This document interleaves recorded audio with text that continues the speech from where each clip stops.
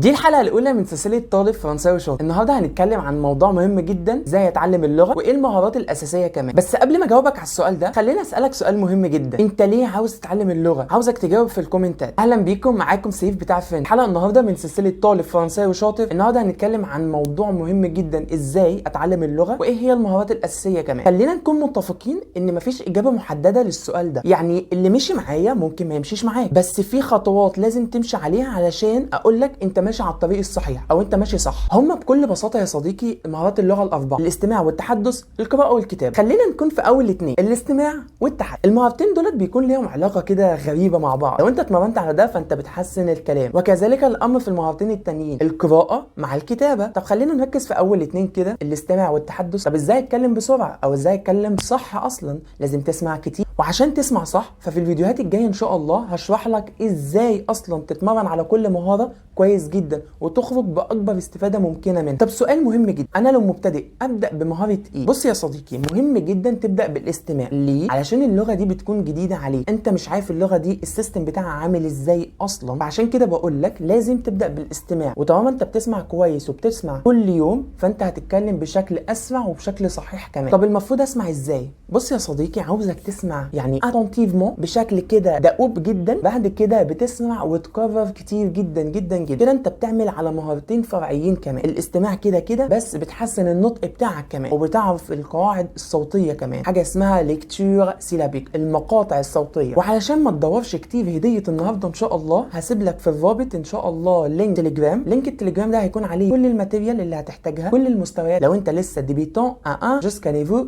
C1 كمان. هسيب لك شويه روابط مهمه جدا جدا هتفرق مع مستواك مليون في المية. مش في اخر الفيديو تعمل لايك، سبسكرايب وسي فيرست علشان ما يفوتكش اي فيديو من السلسله ان شاء الله. رمضان كريم عليكم، سلام.